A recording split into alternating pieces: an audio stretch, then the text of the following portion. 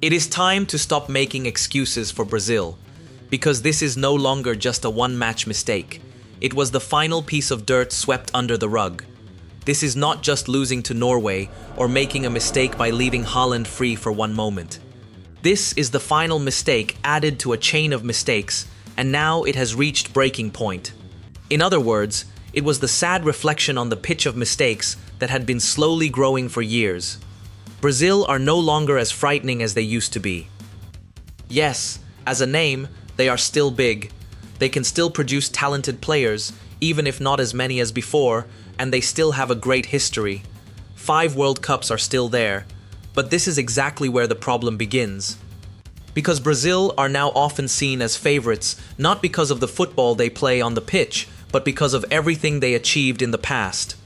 When people think of Brazil, they still remember 2002, with legends like Nazario, Ronaldinho, Rivaldo, and Roberto Carlos.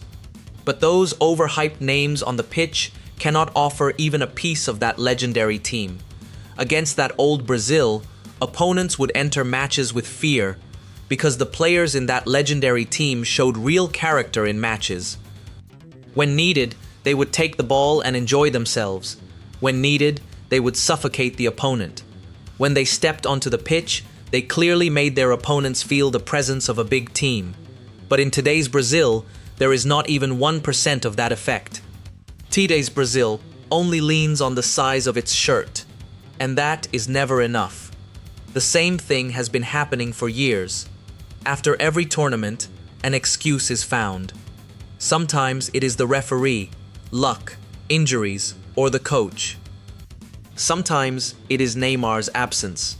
But the truth is this: Brazil have been searching for their own identity for a very long time. The Neymar issue is the clearest example of this. For Brazil, he is not just a footballer. For his people, he is a legend who creates an incredibly emotional feeling. But they held on to that hope blindly for far too long. If he plays, maybe it will happen. If he returns, maybe things will change. They looked at it with the hope that if Neymar gives himself fully to the pitch and produces something from his old days, maybe we will be saved. But big teams cannot depend on one player this much. Brazil's problem is not just Neymar. The problem is that after Neymar, they still have not clearly shown what kind of team they want to become. With Ancelotti, this team wanted to look more cautious, more pragmatic, and more controlled. But Brazil's spirit is not just about control. Brazil's spirit is courage, taking risks, and making the opponent afraid. But what we saw against Norway was the complete opposite of this. At a moment when Brazil should have taken the game and gone at the opponent, they sat back like a small team afraid of Haaland.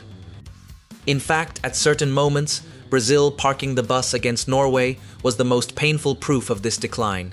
Because if Brazil's name is big, their game should be big too. But we no longer see that in big matches. Midfield control and the rhythm of the game disappear. When pressure comes, Brazil do not calm down. On the contrary, they fall apart even more.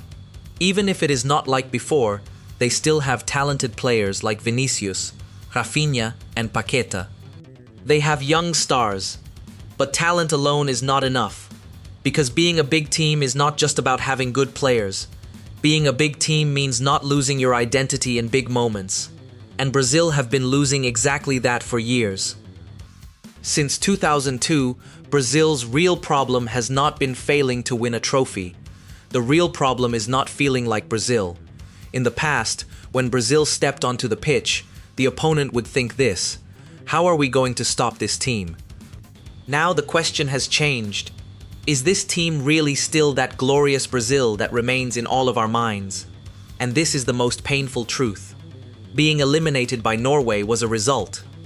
But the decline had started much earlier. Brazil did not just lose one match. Brazil paid the price for the identity they had been losing for years. That is why the time for making excuses has passed. Because Brazil's problem is not bad luck. Brazil's problem is that they still think they are the old Brazil. If you like this content, please subscribe. The next one will be even better.